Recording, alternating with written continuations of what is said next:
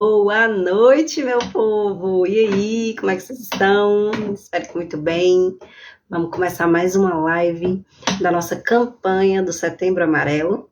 Sim, essa live vai ser muito especial, porque a gente tem um convidado especial aqui para trazer mais informação e mais clareza. E o tema também está sensacional. Então, já vai compartilhando aí, já vai mandando para o pessoal. Deixa eu enviar aqui também, convidando todo mundo para participar, porque o tema hoje é de valor. Vamos lá. Hoje nós vamos conversar um pouquinho, dentro dessa campanha do Setembro Amarelo, sobre os jogos, as telas e as consequências para a saúde mental. Eu tenho como convidado aqui o Dr. Fernando, que topou participar, e eu vou apresentar ele para vocês. Deixa eu convidar ele para participar da live.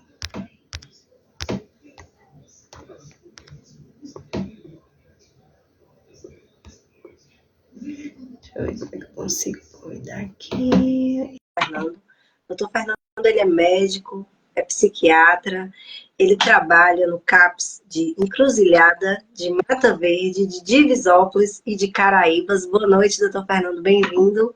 Boa noite, Lai, tudo bem? Boa noite, pessoal. Vamos para começar a entrar. Deixa eu ver se aqui compartilha com o meu público também, Lai, será? Compartilha sim, é só clicar aí na setinha e mandar para o pessoal. Ah, beleza. Mas aí eles vão receber também a notificação lá. Vamos mandando aqui para quem está online. Boa, Vini. Pronto. Renato, Boa Esther. noite, gente. Bem-vindos. Então, eu estou aqui com o doutor Fernando, médico psiquiatra, e ele vai trazer para a gente um pouquinho sobre a prática dele, né? Ele atende aqui em Conquista, atende também em vários lugares aqui na Bahia, atende online, se você não é da Bahia e quiser marcar depois também uma consulta, ele também atende online. E aí a gente vai falar sobre o excesso de telas e os jogos que tem causado muito problema, inclusive leva até ao suicídio. Então, a gente vai conversar e vai mostrar o quão é significativo essa questão da tela e dos jogos nesse momento. Né? Então, vou passar a palavra para o doutor Fernando, fica à vontade. Pessoal, boa noite. É um tema que vai ficar provavelmente gravado aqui, porque é muito importante. A gente está nesse mês de Setembro Amarelo, então é um mês mais dedicado a falar de saúde mental. Porém, saúde mental a gente tem que falar o tempo todo, né? Então, deixa eu só melhorar a luz aqui. Vai melhorar. Melhorou um pouco. E por que a gente decidiu, né, trazer essa temática de dependência de telas e jogos patológicos? Porque tem sido uma crescente muito grande.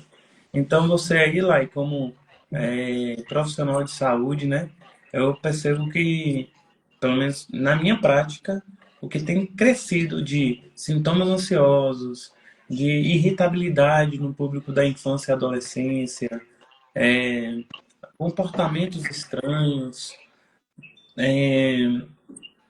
e inclusive, né, essa questão dos jogos, e que está causando uma dependência nesse público, tem se agravado muito. Todos os dias eu atendo pelo menos um paciente com a demanda de ou que se endividou por jogos, e acaba que uma coisa puxa a outra, né? Porque você fica o tempo todo ali consumindo esse conteúdo da internet, né? De rede social. Hoje o Instagram, ele quer vender o tempo todo. Então, fica um meio muito fácil para a gente promover essa questão dos jogos, né? De fato, de estimular compras, estimular vendas. Então, hoje, isso é um problema de saúde pública. E vocês podem ter certeza que a partir de agora, até o final do ano, vão ter mais e mais e mais reportagens sobre esses prejuízos, tá? Não só econômicos, mas também psíquicos. Isso. E esses prejuízos, eles atingem todas as faixas etárias, né, doutor Fernando? Desde as crianças até pessoas mais velhas, causando uma dependência mais grave. A gente vê aí que também está tendo a síndrome do pensamento acelerado, e aí muitas crianças estão sendo confundidas até com TDAH, mas na verdade é por conta desse excesso de estímulo mesmo, de fato. Então, a gente começa ali como uma brincadeira, como um entretenimento, mas isso torna uma dependência de fato. E, e o que é perigoso, Lai, é porque eu não sei se você parou para reparar, ou vocês que estão acompanhando a live, mas a gente tem tido muitos influenciadores, pessoas que são muito queridas pelo público, inclusive pelas crianças, e que no próprio Instagram deles estão ali incentivando é, ao ganho fácil de dinheiro, né? Então, isso eu acho muito preocupante, porque de um lado a gente está querendo promover saúde e do outro, que é onde tem uma, um leque maior de alcance, você vê a galera estimulando os jogos, né? Ou estimulando. É, pô, imagina, você está vendo ali seu ídolo e aí ele tem uma vida maravilhosa, né? Você fala, pô, eu queria viver essa vida. Aí ele chega e coloca ali, é, eu vou aqui ganhar um dinheirinho. Aí vai ali e joga no jogo de não sei o quê. Pô, o paciente vai pensar o quê? Ganhou Ah, se ele tá ganhando dinheiro, eu vou querer isso também. Então, justamente. No caso da criança e do adolescente que não tem a identidade bem formada ainda, acredita com mais facilidade e acaba entendendo que o seu valor é menor por conta de não viver aquela vida ou de não jogar aquele jogo. E aí é onde a pessoa vai começando a se embolar nas dívidas, muitas vezes coloca, no caso dos de menor, o pai e a mãe envolvidos junto. exato. Então, assim, o que é que eles estão fazendo? Então, vamos lá. Primeira coisa, em relação a telas, para a gente poder falar de jogos. Telas, a gente já tem preconizado pela OMS até tempo de tela, pô, né? Então, como é que seria? Até 2 anos de idade é contato zero com qualquer tipo de tela. É importante vocês terem ciência de que o nosso cérebro ele demora, de fato, 24 anos mais ou menos para evoluir por completo. E esses primeiros 5 anos de vida são cruciais para essa formação desse cérebro mesmo. E é sempre assim: o cérebro ele começa a evoluir de baixo para cima e de trás para frente. Então, para você ver, até 2 anos é preconizado tela zero, né? Mas hoje é muito confortável para a dinâmica de vida que a gente tem social, em que a mulher ela não pode ser agora só mãe. A mulher ela é mãe, ela é esposa, ela é funcionária ou ela é patroa, né? Ou ela está empregando ali. Então ela tem que ser um multitarefa. E aquele menino fica com quem? Né? Com Então a é muito tela. mais fácil ficar com a tela, né? Ou então deixa com uma babá, e aí a babá, para também ficar mais tranquila ali, ela vai colocar a tela porque sabe que aquilo vai reter informação. Claro que vai reter informação. É um cérebro que tem informação, que ele ainda não está entendendo direito as informações sensoriais. Então, você começar a ir para estimular com som, com luz, com brilho, com, né? Então, poxa, claro que você vai querer. O problema é que você vai começar a doutrinar, né, viciar esse cérebro para esse estímulo. Então, vamos lá, até 2 anos, contato zero. De 2 a 5 anos, de 2 a 5 anos, 1 hora de tela. Só que aí, para os meus pacientes, eu também recomendo tela zero. Porque tem estudos que mostram já essa, essa dependência mesmo, esse estímulo. Então, pô, Fernando, mas e aí, cara, como é que você vai fazer para deixar esse menino o tempo todo sem tela? Porque de 2 a 5 anos, ele não vai ficar 100% sem tela. Porque às vezes vai conversar com a avó, aí a avó tá morando em outra cidade. Então você vai fazer uma videochamada, né? Ou vai conversar com alguém de videochamada, ou vai fazer um almoço em família, tá a televisão ligada, vai acabar tendo esse contato. Então esse contato para a tela tem que ser pontual, certo? É, e aí, o que é que a gente pode orientar lá? O que é que eu oriento? Eu oriento práticas de música, musicoterapia, tá? Ah, Fernando, mas eu não tenho condição financeira. Ótimo, vai para, se for da zona rural, por exemplo, ou se for de uma cidade menor, vá pra rua, vai brincar na rua, vai tirar o tampão do dedo, sabe? Vai brincar de gude. Ah, mas é muito pequeno. Então fica no ambiente restrito ali, fica no quintal, vai fazer uma brincadeira de um dia na terra, vai fazer uma brincadeira um dia com primos, faz um dia de encontro com amigos da mesma idade, né, da escolinha. Mas a gente precisa interagir essa criança. Ela precisa ter contato com a natureza, de alguma forma. De 6 anos até 10 anos, aí a gente poderia permitir 2 horas de tela, né? 1 hora e meia, 2 horas de tela. E na adolescência, né, a partir de 12 anos até 18, o recomendado seria ali 3 horas de tela. A gente está tendo um problema também, Elaine, porque muitas escolas hoje precisam e prescrevem, ó, precisam e acabam passando para os meninos atividades que precisam da tela, né? Alguma Sim. atividade. Então, ó, para você ver, é muito difícil a gente lidar com isso. Como é que a gente vai preconizar essa limitação de tela, mas o tempo todo o menino precisa ficar na tela? Sim. Como que a gente vai aliar esse desenvolvimento da tecnologia com a nossa saúde mental? Exato. Então, uma das formas que as escolas poderiam pensar seria o quê? Olha, se for entrar com celular analógico. Porque não tem sentido uma criança e um adolescente entrar na escola com o aparelho celular. Não tem sentido. Ah, mas é porque agora eu posso, sei lá, comunicar com ele o tempo que eu quiser. Massa, liga para o celular analógico. Ele vai ter mal o SMS. Isso vai facilitar, inclusive, até essa questão de colar nas provas, né? Porque hoje deve Sim. estar muito fácil fazer uma prova, eu imagino. Porque você tem um chat GPT uma Dá inteligência tudo. artificial que pode responder tudo, né? E aí você tem o celular na sua mão.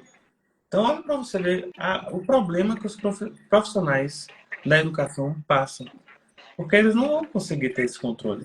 Então, uma alternativa seria, de fato, a autorização apenas de celulares analógicos, e não esses digitais, sabe?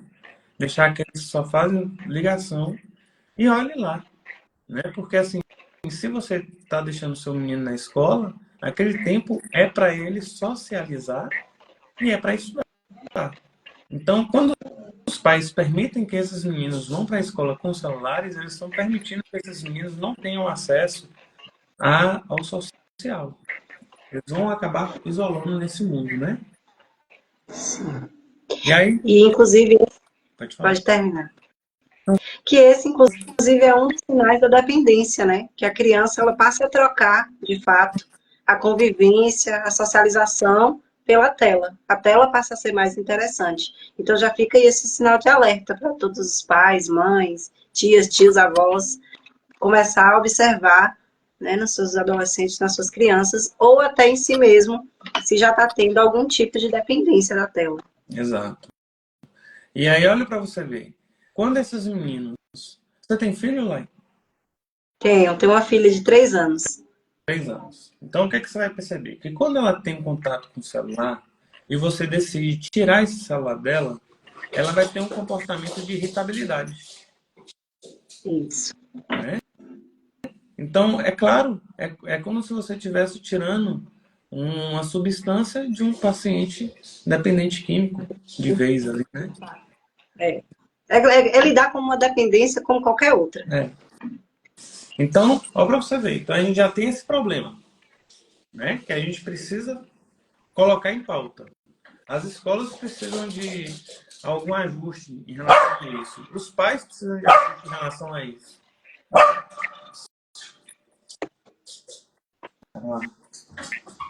Então, tem essa questão dos ajustes que a gente precisa ter.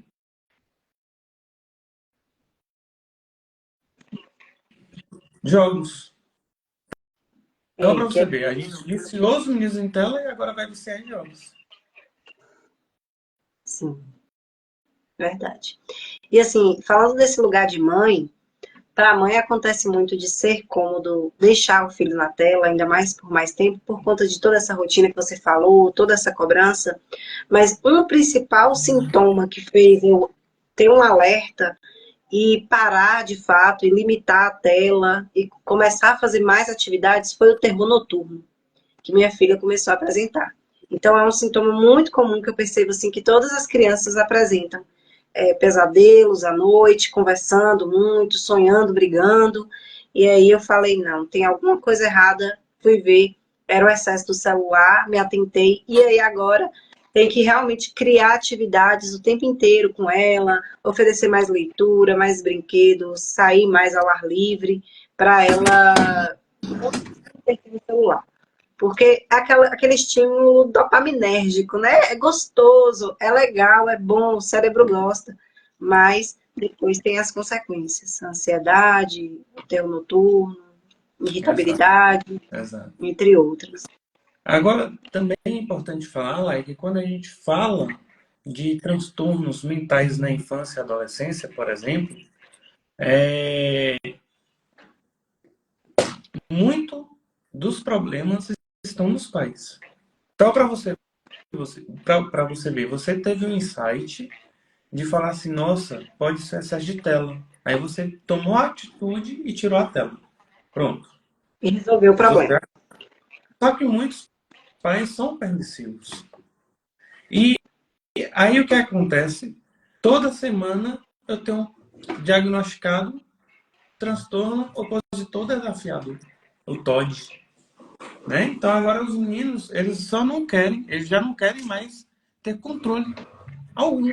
Eles querem que os pais deixem eles à vontade, né? E isso não tem lógica, né? Lógica. É verdade. Eu também enfrento muito essas questões de ter contatos com as mães que vêm me pedir ajuda. Nossa, meu filho está muito com controle, não, sem controle, enfim. E aí falta essa postura firme. E muitas vezes não tem também o papel do pai, a figura do pai presente, e acaba ficando com a mãe tendo que se dividir entre correr atrás, enfim, né? São vários cenários. Mas o fato é que precisa ter essa postura firme, porque a vida do nosso filho não é só a educação, a vida como um todo depende da gente. Então a gente não precisa ser amiga, amigo dos nossos filhos. Nós temos que ser pais, ocupar o lugar de pai e mãe. Porque eles vão ter amiguinhos na escola, eles vão ter amiguinhos lá na rua que vão colocar, né, no caminho que eles estão ali no momento, cada fase é um caminho, e a gente está ali sempre para mostrar o direcionamento, para guiar mesmo nessa construção da identidade. Porque senão eles se perdem. Eles vão se perder e não vão saber o que é o melhor lá na frente. Porque o que acontece que o doutor Fernando falou, desses 5 anos de idade, né, esses primeiros 5 anos, que é formado com mais força e ali durante até toda a infância. E aí depois, lá na frente, quando ele for adulto, se for formado com segurança, com limites, ele não vai ter problema para lidar com autoridades, ele vai conseguir lidar com os desafios da vida com mais facilidade. E se a gente não impõe cá no começo, depois vai ter problemas que podem se tornar mais sérios, né, doutor Fernando? Isso. Inclusive, por exemplo, o transtorno opositor desafiador não tratado vira o quê? Lá na fase adulta, o transtorno de personalidade antissocial, que é o que a gente chama de psicopata. Olha para você ver a Psicopatas. gravidade, né? Então, Então, para você ver como isso interfere na empatia da criança, né? É justamente. muito grave. Olha para você ver. Hoje eu atendi uma paciente com ideação suicida. E fui fazer uma visita domiciliar. Não era dia de atendimento, porque hoje era o dia que eu ia fazer as palestras do Setembro Amarelo. E ao chegar lá, eu me deparo com a mãe solo, né? De um filho atípico. Então, uma mãe atípica que está totalmente desgastada, né? Está exaurida, e a sociedade impõe ainda limites para ela, né? Ou impõe falas do tipo, ah, você não está cuidando do seu filho direito, mas é um menino que tem autismo. E aí, a primeira coisa, gente, infelizmente, os pais, eles são os primeiros a pular fora. Então, o índice de divórcio de filhos atípicos é gigante. E quando você vê, o pai sai e deixa o problema ser resolvido com a mãe, que adoece também. Então, a gente não pode tratar o público da infância e adolescência sem tratar os pais. Isso não existe, né? Porque como é que a gente vai ensinar, por exemplo, a gente faz uma terapia para a criança. Aí a gente mostra para a criança como é que é lidar com esse ambiente que ela está inserida. Aí ela vai voltar de novo para o mesmo ambiente. Qual mensagem terapêutica vai ter nisso daí? Né? Não vai. Então a gente precisa mudar ali a conformidade. Então a primeira coisa quando a gente fala de tela, de excesso de tela, é limitar. Tá? Então, primeira coisa, limitar. Segunda coisa, os pais eles precisam ter direcionamento sobre o controle do filho em relação ao celular. Então, Lai, a média, você vê, a média de pacientes que eu tenho em frente à tela, tá? É de 9 horas por dia. Nossa. Então, eu sempre peço para os pacientes me darem o celular, eu falo, abre aí as configurações, deixa eu ver o tempo de tela. Às Então, é vezes as sempre... pessoas nem sabem, né, que tem isso, mas tem, gente. Lá mostra, viu? Se você quiser ver do seu filho, você vai lá e o aplicativo mostra. Bem-estar digital, se eu não me engano. Exatamente. Então, assim, todas as marcas vão ter o tempo de tela. E aí, quando você olha lá, você vai ver 8 horas, 9 horas. Imagina um terço do seu dia você está ali, em frente de tela. Isso aumenta, agora, o diagnóstico de miopia, que a gente está tendo um boom aí de míopes. Isso aumenta transtornos ansiosos. Isso aumenta transtornos depressivos. Isso deixa a criança irritada. Isso tira a dinâmica familiar de socializar, né? Por exemplo, você vai levar uma criança dessa com 8, 9 horas na frente de tela para ficar 1 hora numa missa, num culto, ele não vai conseguir, Ela não dá conta. né? Então a gente está perdendo também essa rotina religiosa, espiritual, justamente porque tá tudo assim, largado. Então, E aí, doutor Fernando, aproveitar e deixar a dica aqui para quem quiser acompanhar. Existe um aplicativo que chama Family Link, que a mãe pode baixar, o pai pode baixar, e aí você vai ter o controle do celular do seu filho. Então, quando você bloqueia no seu celular, aí vai bloquear lá também, assim você consegue limitar o uso, limitar também no que ele está entrando, que também é outro risco, né, doutor Fernando? De entrar em sites, enfim, contato com pessoas, etc. Né? E aí você pode baixar esse link e ter todo o controle do que o seu filho está acessando. fundamental. Então, para você ver, não é só, Lai, essa questão dos jogos, né, que a gente vai entrar aqui, mas é também esse acesso à pornografia, né? Então, por exemplo, tem pacientes que estão perdendo dinheiro também, porque os adolescentes, as crianças, eles acabam conversando em sites, né, de relacionamento, e ali acaba tendo ameaça. E nessa ameaça, o paciente ele acaba fazendo empréstimo, né? Por exemplo, eu tive um paciente na semana passada, ele foi entrar num site de relacionamento, só que era de um público LGBT, que ia mais, e aí ele acabou compartilhando fotos, e depois ele foi ameaçado, né? Falando que ia vazar as fotos, que ele estava conversando com uma pessoa menor de idade, né? E aí ele fez todo aquele terrorismo. O paciente que já estava em tratamento para ansiedade, ele ficou muito ansioso no dia. E o que que ele fez? Fez um empréstimo no banco de R$ 2.000 para pagar essa pessoa. Então, é para você ver como essa questão de rede social tem dificultado, né, o controle financeiro e como a gente também não consegue ter o controle, né, Sim. de golpes e tudo mais. Muitos perigos.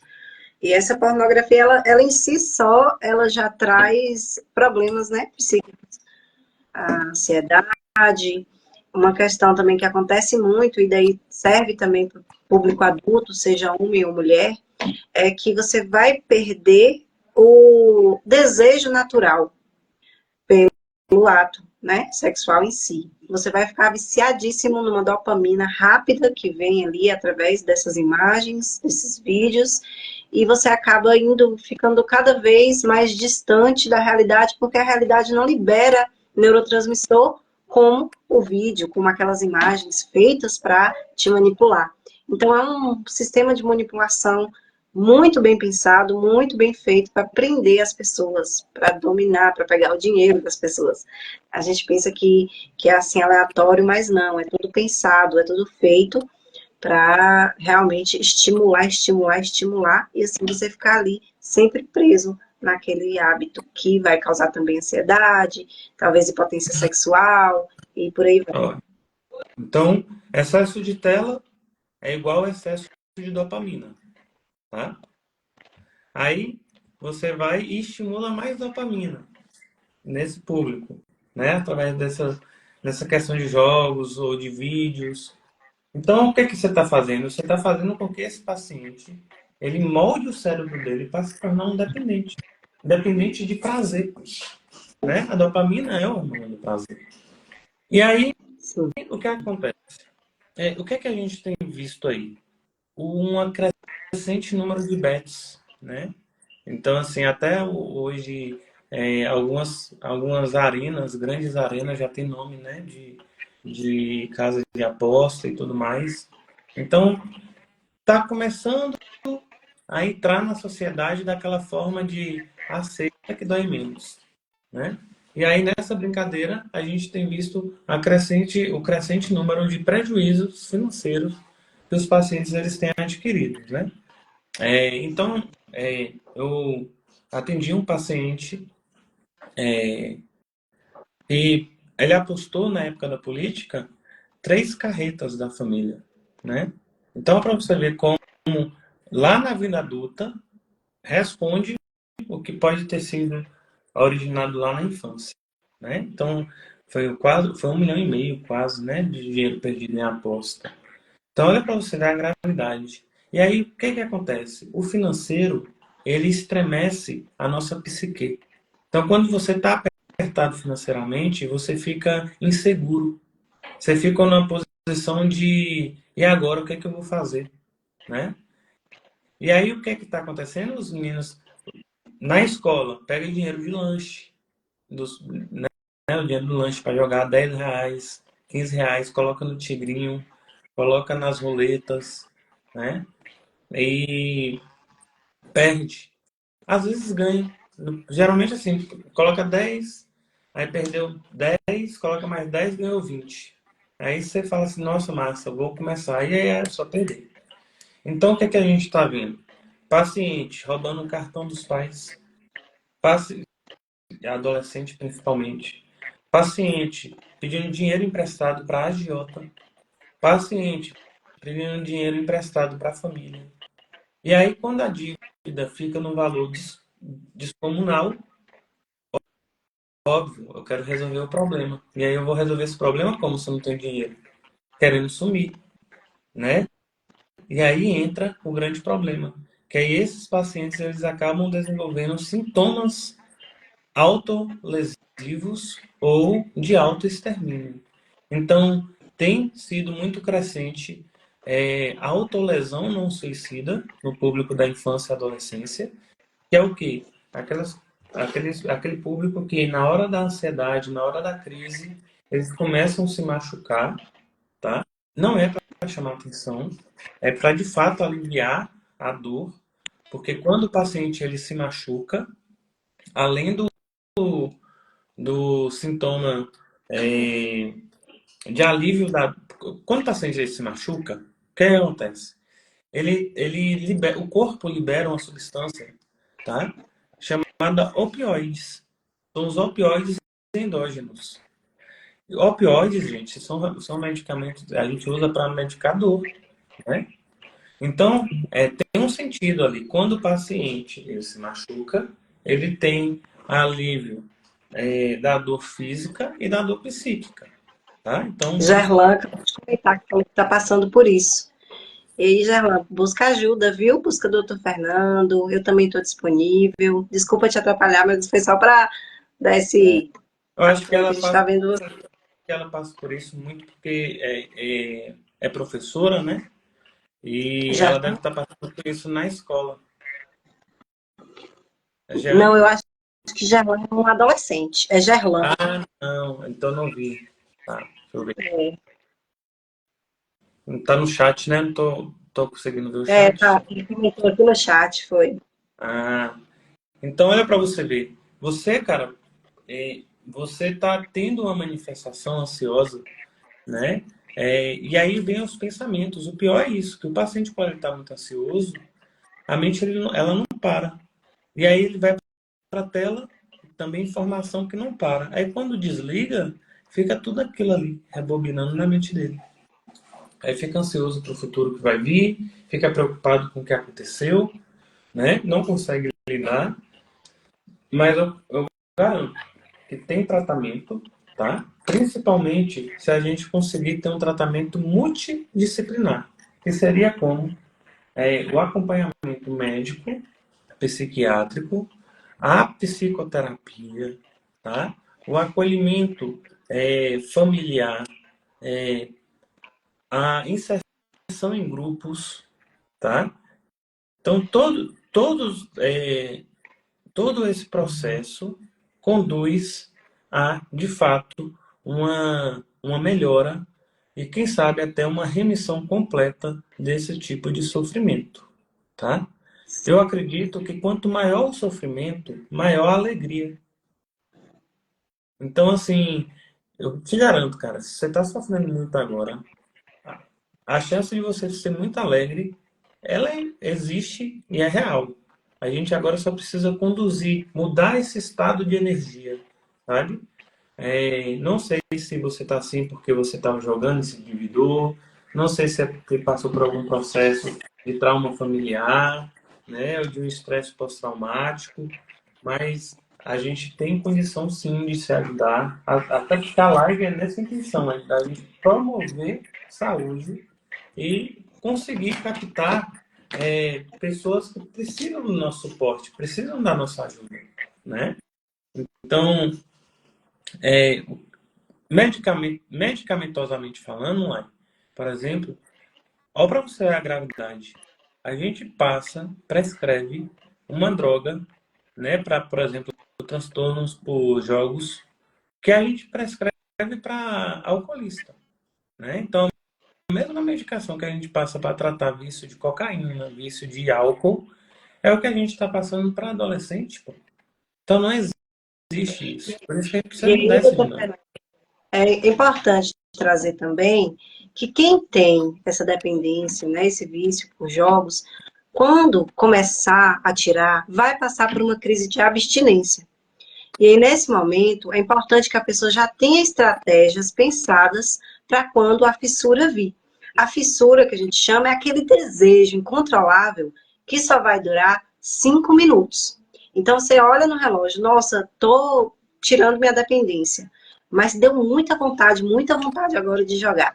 Conta 5 minutos. E nesses 5 minutos, busca uma atividade que você goste de fazer, vá conversar com alguém, tenha recursos, estratégias, que aí sim você vai conseguir passar. Deu 5 minutos, vai passar, sua vida vai continuar. No momento que a gente está dentro da fissura, parece que não vai passar, que eu não vou dar conta, mas se você aguentar o tempo, que é esses 5 minutos, ela passa e você consegue lidar com o desejo de voltar a jogar ou a beber, enfim, né? Mas como a gente está falando aqui da dependência de jogos, então de jogar. Perfeito. Lembrar também que medicação não tem vício, né? Então, por vezes, a gente inicia a medicação pensando no dia de retirar, tá? É, Independente da idade, a gente, quando tem um transtorno que tem causado muitas dívidas, quando está causando um prejuízo funcional e social, a gente tem que abordar. Às vezes a abordagem farmacológica ela é mais rápida, mais precisa, né? Mas o que de fato vai resolver é a psicoterapia, é entender o lugar desse jogo, por que que ele está entrando ali, se é uma fuga, né? Por exemplo, um paciente que eu atendi que apostava muito já era familiar, o avô dele apostava muita coisa, inclusive já chegou a apostar uma casa. O pai dele aposta, é óbvio, gente, ele vai apostar. Então, se ele não quebrar esse ciclo familiar, né, isso vai propagar de gerações e gerações. Então, eu costumo falar, lá, que para curar a gente precisa sentir, tá? Então, se a gente de fato está passando por um transtorno e a gente está sentindo muito, está passando por um transtorno, está causando angústia, pode ter certeza que aquilo ali tem uma ética por trás. É só um momento do sua mente falar assim, ó, para. Vamos entender o que está acontecendo. Eu preciso de atenção. E aí a vida começa a fluir, né? Porque também é energia. Então, se a gente começa a vibrar em paz, o que a gente vai atrair vai ser isso. Verdade. Eu trabalho também com saúde emocional, a gente atende as pessoas na psicoterapia e muitas pessoas que eu acompanho, elas têm um vazio, elas falam de um vazio muito grande. E para tapar esse vazio, busca ou numa relação, ou numa comida, ou no jogo, ou na droga, ou no álcool, tapar aquela sensação de vazio. Só que essa sensação de vazio, ela geralmente vem de lá da infância também, porque a pessoa sente que não recebeu, de fato, o afeto que ela esperava receber do pai, da mãe, queria que algo tivesse sido diferente, passou por traumas, momentos difíceis na infância, que fez esse buraco, fez esse vazio. E aí a pessoa, de maneira inconsciente, tenta tapar com aquilo ali, só que vai levando a decisões piores, que vai levando a situações de vida pior. Então, o que, que a gente faz? A gente olha junto para essa situação de vida, para ressignificar o olhar, para entender que o pai foi humano, é humano, a mãe é humana, e que deram o que deram conta, o que puderam dar. Mas que agora, como adulto, a gente pode se dar esse amor, esse afeto que a gente não recebeu. E quanto mais a gente se dá, daí vem o autocuidado, aí vem as práticas também que a gente pode estar fazendo diariamente, de meditação, musicoterapia, arte-terapia, enfim, outras práticas de cuidado que vai fazer com que a gente tape esse vazio e não precise mais recorrer a coisas que vão piorar nosso estado de saúde no geral. Né? Então, se alguém que está assistindo esse vídeo, né, passa por alguma situação ou conhece alguém que está tendo dependência em jogos e prejuízos financeiros, se conhece alguma mãe que está sem saber o que fazer com os filhos e os adolescentes em relação a controle de tela, se é, perceber, né, sofrimento de alguma forma, um isolamento, né? O adolescente ele é muito expressivo, né? Então, por exemplo, você vai ver que o adolescente ele vai começar a usar blusa de manga de comprida se ele estiver se machucando, né? Tem um monte de nuances que a gente consegue perceber nesse tipo de paciente. Então, o que a gente precisa ter sensibilidade e empatia, tá? Se vocês tiverem alguém passando por isso, pode mandar mensagem para lá e pode mandar mensagem para mim e vocês serão acolhidos, tá? É importante vocês trazerem aqui também, eu penso que fazendo tal coisa pode ajudar esse público. Massa, é muito bem-vindo. O que a gente precisa neste momento é, de fato, promover saúde, é propagar informação, porque conhecimento só é bom se for compartilhado também, né? É verdade, conhecimento retido não presta. E aí, gente, eu quero aproveitar para falar que se vocês tiverem dúvidas, enfim, mandem aí no chat, que eu já vou perguntando aqui, doutor Fernando.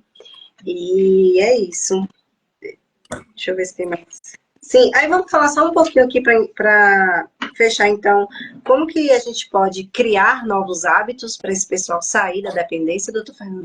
Eu acho que essa também é uma saída, assim. Na verdade, é a única saída.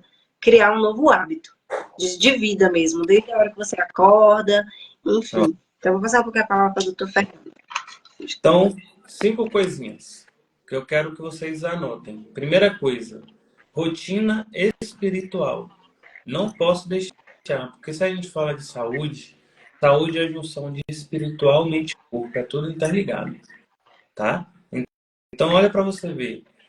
A atividade não obrigatória que os adolescentes mais fazem é a prática de ir à igreja. Desses adolescentes que vão, quando adoecem da mente, tende a ser um transtorno leve a moderado, né? Então, a primeira coisa é orientar. Tem muitos adolescentes que têm pais extremamente religiosos, né? Que são muito fechados. E isso também pode ser um problema. Então, a gente precisa ressignificar a espiritualidade para esse adolescente. Mas a primeira coisa é ter uma rotina espiritual. Então, pode fazer um evangelho no lar, em casa, ou você E a pode... espiritualidade não é só ir na igreja, né? Não é só estar vinculado à religião. Exato. É você se abrir para entender que existe um Criador maior que cuida de você, que você pode conversar, que você pode falar, que você pode orar, que você pode pedir instrução, que ele vem e te instrui para o melhor caminho, porque é um amor que foi quem te criou antes do seu pai e da sua mãe, quem te pensou primeiro, né? Que foi criado na mente do nosso divino Pai amado. Então, ele está aí disponível. É.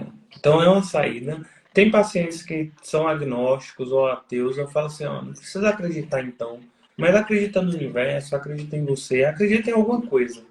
Trabalhar a espiritualidade é isso. É às vezes até sentir Deus na natureza.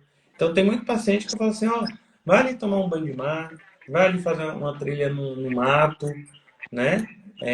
Vai fazer uma plantação, vai cuidar de horta, de planta, porque é uma forma de conectar você a algo. A segunda coisa é hidratar. Eu preciso do paciente muito hidratado e a gente tem que ter uma rotina de hidratação pesada, né? Até porque 80% do nosso corpo é água. Então, eu preciso da hidratação. Geralmente eu recomendo a cada 20 quilos 1 litro de água, mas isso é individual. Isso é só uma média. Mudar o estilo de vida, que seria começar a fazer uma atividade física, por exemplo, uma musculação, um pilates, algo que você tenha nesse momento seu com o seu corpo, e associar um esporte em grupo, né? Então, fazer um vôlei, basquete, futsal, boxe, qualquer coisa que tenha que ter pelo menos uma pessoa ali junto. Então, estimular atividades em grupo. Estimular o autocuidado. Então, o que é isso? Tirar um turno, um dia, só para você cuidar de você, para você ir no salão, fazer maquiagem, ou ir no spa, ou fazer uma massagem, ou não fazer nada também, tudo bem. Fazer um escalda-pé em casa, ou tirar o dia para tomar sol. Mas precisa ter o autocuidado, né? Em relação a essa questão do vício em si dos jogos, né? A gente pode identificar um interesse, um hiperfoco no paciente, por exemplo, eu amo pintar. E a gente trazer todas as vezes que ele quiser jogar e fazer essa coisa que ele ama. Ou pintar, ou desenhar, ou escutar música, ou escrever um poema, né? Mas algo que te faça sair de tela, que te faça desconectar de celular, né? Então, a mudança de estilo de vida ela é fundamental. Esses 3 aspectos são fundamentais. A quarta coisa é a terapia, porque você precisa colocar para fora, né? Todos esses anseios, todas essas angústias, todos esses medos. E a quinta coisa, se nada disso resolver, aí entra eu com a medicação. Então, a gente precisa seguir um passo a passo, né? Mas não esquecer que, de fato, tudo começa, né, nesse acreditar que vai conseguir, entender que isso também passa, tá? Então, o melhor momento da sua vida passou. Por que que o pior não vai passar, né? Então, é justamente essa flutuação que a gente consegue ter um equilíbrio na vida. Equilíbrio não é estar só bem, né? Não existe isso. Então, a gente precisa agora só ir diminuindo essas oscilações para que a gente consiga, de fato, surfar nessa onda e ficar em equilíbrio, né? Eu costumo dizer que o fundo do poço é o melhor lugar para pegar impulso. A dor, ela machuca muito e às vezes a gente não quer acabar com a vida, a gente quer acabar com a dor. Mas existem outras formas de acabar com a dor e fazer dessa dor algo positivo. Não só para você, mas também para ajudar outras pessoas que estão perto de você. Então, eu mesmo sou um caso de uma pessoa assim, que ressignificou completamente por conta de toda a minha história. E hoje eu uso essa dor, toda a minha vivência, para compartilhar com outras pessoas que existe sim saída. E, gente, se você está aí e está num caso desse, passou por muitas questões, está em sofrimento, está devendo no jogo, amanhã é um novo dia. Zerou tudo e a gente tem uma nova oportunidade de começar, independente do que aconteceu lá para trás. O que importa é a escolha que você faz aqui, agora, hoje, de transformar sua vida. Então, Charlan, é isso. O que passou, passou. O que importa é daqui para frente. Então, vamos olhar para frente, vamos traçar novas estratégias e precisando de apoio, estamos por cá. Perfeito. Tem mais perguntas, Laís?